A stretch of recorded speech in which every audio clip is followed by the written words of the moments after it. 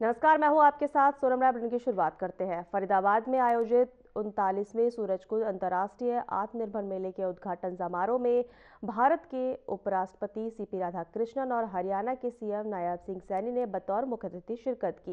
इस अवसर पर आपको बता दें, सीएम ने मेले के थीम लोकल टू ग्लोबल और आत्मनिर्भर भारत पर जोर देते हुए कहा कि सूरजकुंड मेला आत्मनिर्भरता का जीता जागता उदाहरण है।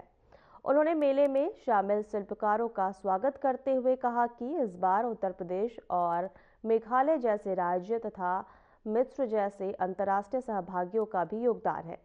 सीएम सैनी ने हरियाणा सरकार के पर्यटन को बढ़ावा देने के प्रयास को भी उल्लेख किया है। वहीं उपराष्ट्रपति सीपी राधाकृष्णन और सीएम नायब सिंह सैनी ने इस मौके पर स्टॉल्स का निरीक्षण किया है, दीप प्रज्वलित कर कार्यक्रम का शुभारंभ किया और सांस्कृतिक कार्यक्रमों को देखा।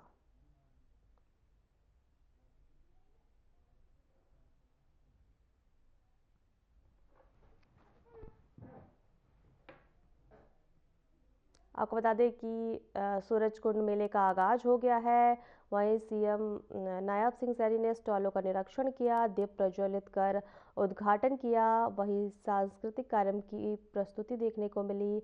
अंतर्राष्ट्रीय आत्मनिर्भर मेले का आयोजन किया गया। वहीं जो है लोकल फॉर वोकल जो है मेले का थीम रहा। आपको बता दें कि फरीदाबाद में आयोजित 39वें सूरजकुंड अंतर्राष्ट्रीय आत्मनिर्भर मेले के उद्घाटन समारोह में भारत के उपराष्ट्रपति सीपी राधाकृष्णन और हरियाणा के सीएम नायब सिंह सैनी ने बतौर मुख्य अतिथि शिरकत की। इस अवसर पर सीएम ने मेले के थीम लोकल टू ग्लोबल और आत्मनिर्भर भारत पर जोर देते हुए कहा कि सूरजकुंड मेला आत्मनिर्भरता का जीता जागता उदाहरण है। उन्होंने मेले में शामिल शिल्पकारों का स्वागत करते हुए कहा कि इस बार उत्तर प्रदेश साथियों, ये सूरजकुंड मेला हमारी प्राचीनतम और आधुनिकतम ये इसका संगम है। साथियों, आज हम यहां उस परंपरा को आगे बढ़ा रहे हैं जो पिछले 38 वर्षों में भारतीय लोक कला और संस्कृति को जीवंत रखे हुए है। इस वर्ष मेले के जो थीम भी रखा गया है वो थीम लोकल टू ग्लोबल और आत्मनिर्भर भारत की पहचान है। यह थीम हमारे देश के यशस्वी प्रधानमंत्री आदरणीय नरेंद्र मोदी जी के उस सपने का ये प्रतिबिंब है जिसमें वे भारत के हर कोने में बैठे हुए हुनरमंद हाथ को वैश्विक बाजार से जोड़ना चाहते हैं। साथियों, आत्मनिर्भर का अर्थ केवल आर्थिक स्वतंत्रता नहीं है, इसमें अपनी संस्कृति पर गर्व करना, अपनी विरासत को सहेजना और उसे दुनिया के सामने प्रस्तुत करना ये शामिल है।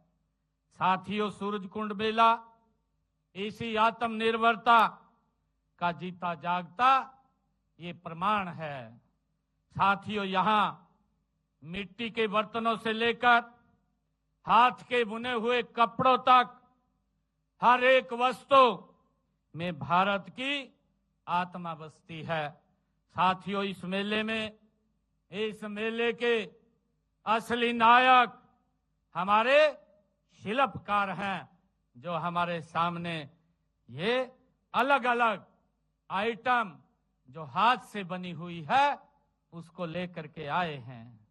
साथियों, इस बार भी देश के हर राज्य और केंद्र शासित प्रदेश से शिल्पकार अपनी कला का प्रदर्शन करने के लिए यहां पधारे हैं। चाहे वह उत्तर पूर्व हो, भारत की बांस की कारीगरी हो, दक्षिण की सिल्क साड़ियां हो, पश्चिम की रंग बिरंगी कढ़ाई हो और उत्तर भारत की लकड़ी की नक्शाई हो, पूरा अतुल्य भारत आज यहां सूरजकुंड में सिमट आया है। साथियों, मैं देख रहा हूं इस बार हमारे सहयोगी भागीदार राज्य उत्तर प्रदेश और मेघालय विशेष रूप से यहां उनकी उपस्थिति है। साथ ही अंतर्राष्ट्रीय पटल पर हमारे मित्र देश मिस्र की भागीदारी इस मेले में को सही मायने में अंतर्राष्ट्रीय ये इसे बनाती है। साथियों, यह सांस्कृतिक का आदान प्रदान है जो देशों के बीच की हमारी दूरियों को मिटाने का ये काम करता है। साथियों, ये दूरियों को मिटाने का तो काम करता ही है, परंतु दिलों को भी ये जोड़ने का काम करता है। साथियों, उत्तर प्रदेश अपनी समृद्ध संस्कृति और गंगा जमुनी तहजीब के लिए जाना जाता है। यह प्रदेश अपने धार्मिक स्थलों और सांस्कृतिक विविधता के लिए भारत और दुनिया भर में प्रसिद्ध है। साथियों, मेघालय अपनी अनोखी मात्र सत्तात्मक संस्कृति, जीवंत जनजातीय परंपराओं और प्राचीन इतिहास के लिए मेघालय प्रसिद्ध है। साथियों, मिस्र विश्व की सबसे प्राचीन और गौरवशाली सभ्यताओं में से ये एक है। साथियों, मुझे खुशी है ये देश नील नदी के तट पर ये विकसित हुआ है, जिसने यहाँ की कृषि, संस्कृति और जीवन शैली को समृद्ध बनाया है। साथियों, मिस्र अपने विशाल पिरामिडों, फिरौन, चित्रलिपि और ममीकरण जैसी अद्भुत विरासत के कारण ये प्रसिद्ध है।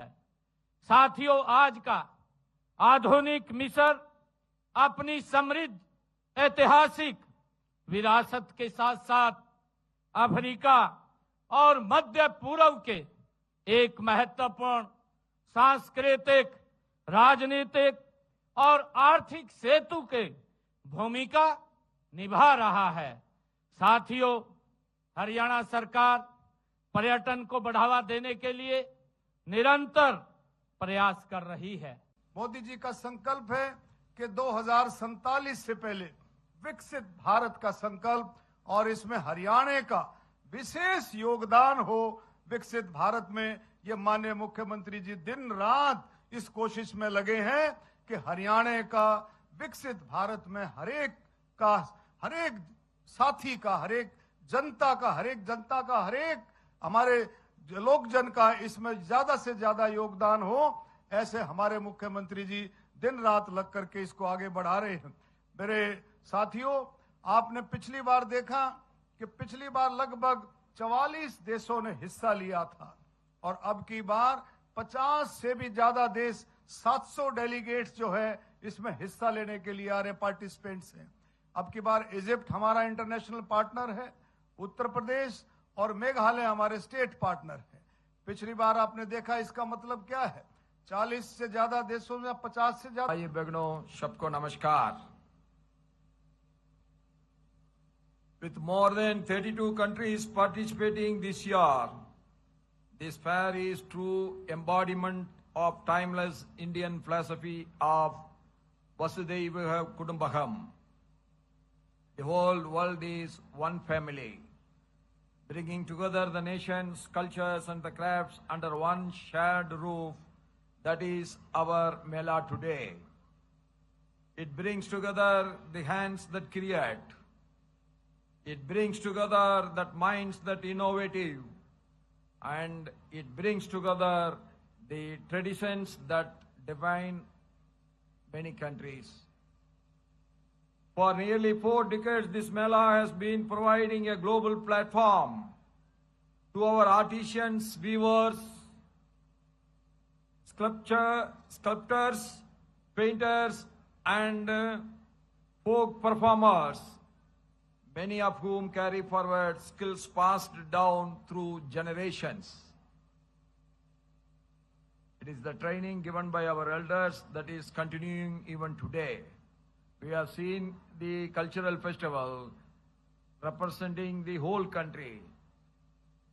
Ek Bharat, Shresth Bharat, that is what we have seen today, a wonderful performance by the youngsters. The focus this year is on Atmanirbhar Bharat as मैं खुश हूँ आज यहाँ पर भारत सरकार की तरफ से, पर्यटन मंत्रालय की तरफ से इस इवेंट में आने के लिए। मैं गवर्नमेंट ऑफ हरियाणा से ये गुजारिश करना चाहता हूँ, प्रधानमंत्री नरेंद्र मोदी जी की ये हमेशा कल्पना रही है लोकल टू ग्लोबल। हमारे बहुत ही टैलेंटेड क्राफ्ट्समैन हैं जिनका हुनर आज आपको देखने को मिलेगा, तो चाहते हैं कि ये हुनर बाहर विदेशों में भी जाए, हिंदुस्तान के हर कोने में जाए। सूरजकुंड मेला 40वें साल में है, which is very very. Chandigarh में मुख्यमंत्री नायब सिंह सैनी ने संत कबीर कुटीर पर पंजाब के युवाओं से संवाद किया। उन्होंने सुशासन, मेरिट आधारित व्यवस्था और पारदर्शी रोजगार नीति पर जोर दिया। मुख्यमंत्री ने कहा कि बिना खर्ची, बिना पर्ची नीति से युवाओं को निष्पक्ष नौकरियां मिली है। नशे के खिलाफ सख्त कार्रवाई, नशा मुक्ति केंद्र और जागरूकता अभियानों की जानकारी दी गई। युवाओं को कौशल विकास, उद्यमिता और सुरक्षित विदेशी रोजगार के अवसरों का भरोसा दिलाया गया। उन्होंने सामाजिक सुरक्षा, स्वास्थ्य योजनाओं और खेलों में हरियाणा की उपलब्धियां भी गिनवाई।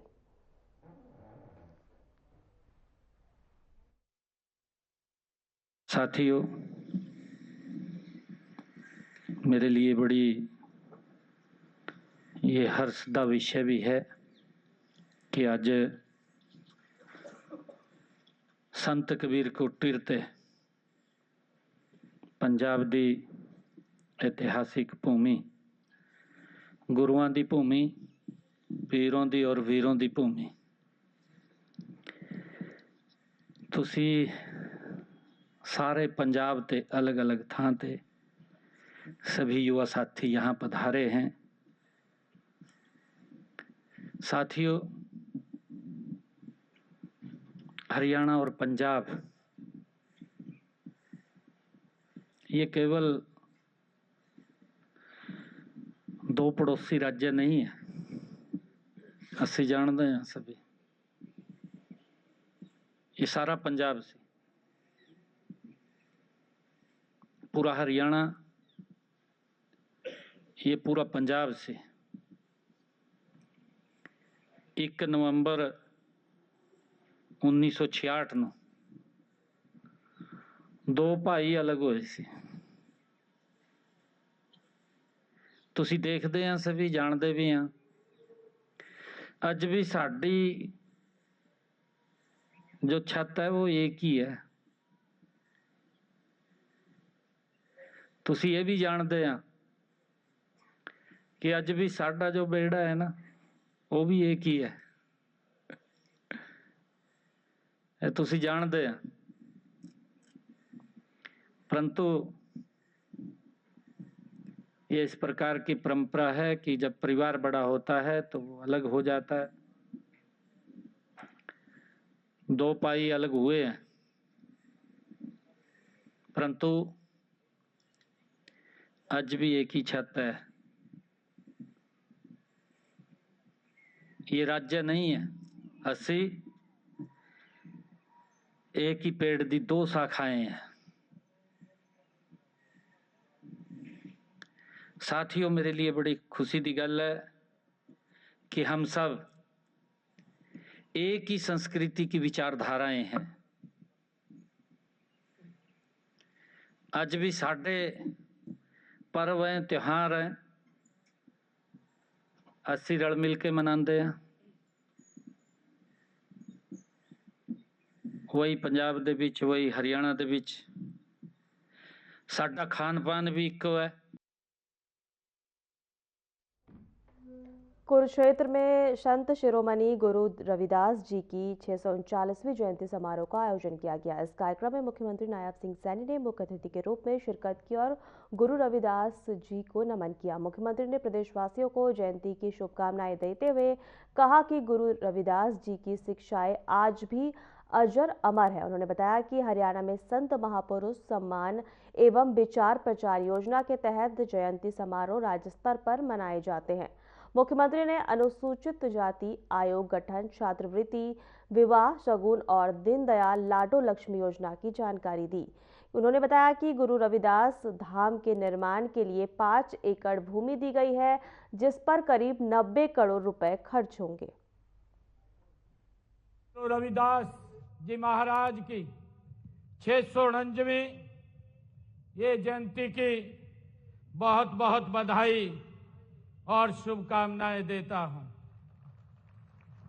साथियों, गुरु रविदास जी महाराज ने कहा है कि मन चंगा ते कटौती में गंगा। साथियों, ये उद्घोष करने वाले संत शिरोमणि गुरु रविदास जी के ये उत्सव में, जयंती उत्सव में आकर के आज आप सबके बीच में ये बहुत ही मुझे गर्व महसूस हो रहा है। साथियों, क्योंकि सुबह मैंने जो हमारे आयोजक हैं उनको पूरा कार्यक्रम बताया था। आज जो हमारा सूरज कुंड है, सूरज कुंड मेले का आज उद्घाटन हुआ है। देश के महामहिम उपराष्ट्रपति महोदय उस उद्घाटन अवसर पर आए थे और उसके बाद सीधा आप लोगों के बीच में आने का ये मौका मिला है। आज मैं उस महान संत, समाज सुधारक गुरु रविदास जी महाराज को मैं सत सत नमन करता हूं और आप सबको आज उनकी जयंती की पुनः हार्दिक बधाई और शुभकामनाएं भी देता हूं। साथियों, गुरु रविदास जी महाराज का जन्म आज से लगभग 649 वर्ष पहले माघ पूर्णिमा के पावन दिन काशी की पुण्य भूमि पर हुआ था। साथियों, उनका व्यक्तित्व पूर्णिमा के चंद्रमा की तरह शीतल एवं उज्जवल था।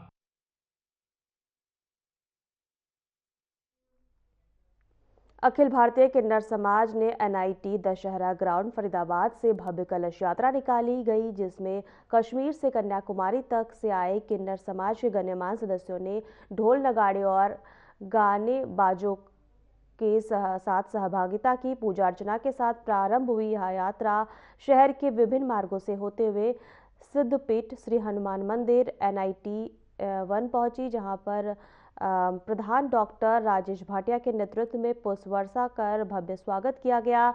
मंदिर में शांति हवन पूजा अर्चना कर किन्नर समाज ने चांदी का मुकुट और घंटा भेंट किया।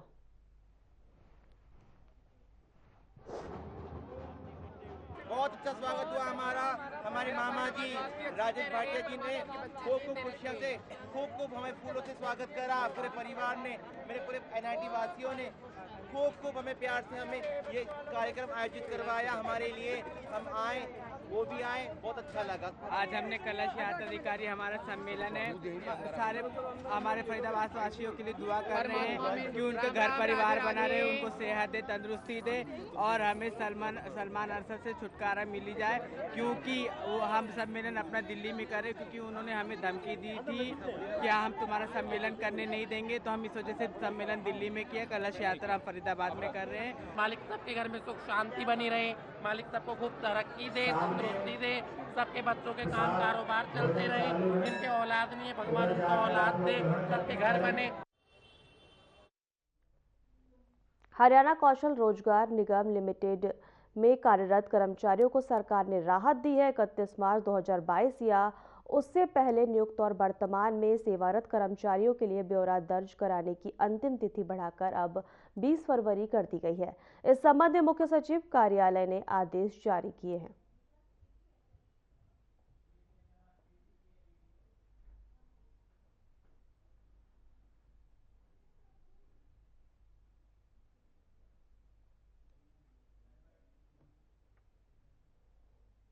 कैथल के थाना सिविल लाइन क्षेत्र स्थित जनकपुरी कॉलोनी में 28 जनवरी को एक युवक पर जानलेवा हमला करने और उसकी गाड़ी में तोड़फोड़ करने के मामले में पुलिस ने तत्काल कार्रवाई करते हुए 7 आरोपी को गिरफ्तार किया है।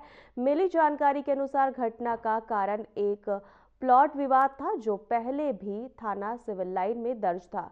आपको बता दें कि हमलावरों ने डंडे और बिंडों से युवक की मारपीट की और उसकी थार गाड़ी के शीशे तोड़ दिए, साथ ही सोने की चेन भी लूट ली। पुलिस ने जांच के दौरान आरोपियों की पहचान कर उनके कब्जे से घटनास्थल पर प्रयुक्त वाहन और हथियार बरामद किए और सभी आरोपियों को अदालत में पेश किए जाएंगे और मामले में और गिरफ्तारियां होने की संभावना है।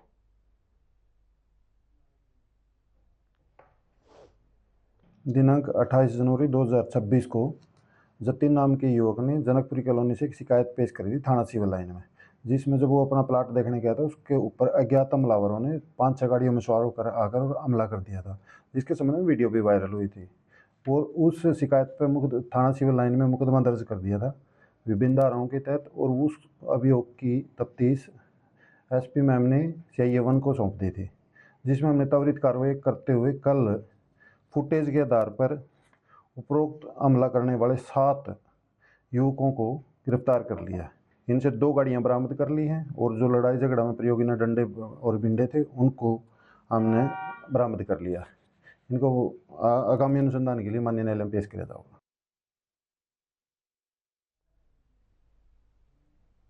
फिलहाल हमारे खास बुलेटिन में इतना ही। नमस्कार।